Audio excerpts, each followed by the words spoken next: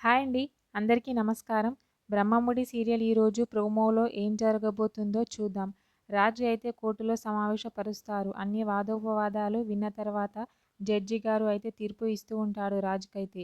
ఈ ముద్దాయి బయటకు వెళ్ళి సాక్ష్యాధారాలనే లేకుండా చేస్తాడు అని చెప్పి అంటూ ఉంటాడు. ఆ మాటలు విని రాజు అయితే అలా చూస్తూ ఉంటాడు జడ్జి గారిని. ఏం తీర్పు ఇస్తాడు ఏంటి అని ఆలోచిస్తూ ఉంటాడు. వెంటనే జడ్జి గారు అయితే ఈ ముద్దాయికి అయితే అందుకనే బెయిల్ రద్దు చేస్తున్నాను, రాకుండా చేస్తున్నాను అని చెప్పి అంటూ ఉంటాడు. ఆ మాటలు విన్న కావ్య అయితే ఒక్కసారిగా చాలా షాక్ అవుతూ ఉంటుంది. అక్కడే ఉన్న రాజ్ బెయిల్ రానందుకు అయితే బెయిల్ రిజెక్ట్ అయినందుకు రాజు కూడా చాలా షాక్ అవుతూ ఉంటాడు. కావ్య వాళ్ళైతే ఇంటికి వెళ్తారు. వెంటనే అపర్ణ అయితే కావ్యని తిడుతూ ఉంటుంది. నీ భర్తకి వ్యతిరేకంగా సాక్ష్యం చెప్తావా నువ్వు అని అంటూ ఉంటుంది. ఆ మాటలు విని కావ్య అయితే అలా చూస్తూ ఉంటుంది వాళ్ళ అత్తయ్యని. అపర్ణ అయితే చాలా బాధపడుతూ కావ్యతో ఇలా అంటూ ఉంటుంది. నీ భర్తకు వ్యతిరేకంగా సాక్ష్యం చెప్పి నా కొడుకుకు శిక్ష పడేలా చేస్తావా నువ్వు? వాడికి బెయిల్ రాకుండా చేస్తావా? ప్రతిదీ నువ్వు ఆలోచించి నిర్ణయం తీసుకుంటావు.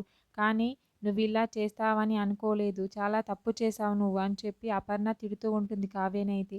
ఆ మాటలు విన్న కావ్య అయితే చాలా షాక్ అవుతూ ఉంటుంది. అక్కడ పక్కనే ఉన్న అపర్ణ కూడా ఏమీ మాట్లాడకుండా అలా చూస్తూ ఉంటుంది.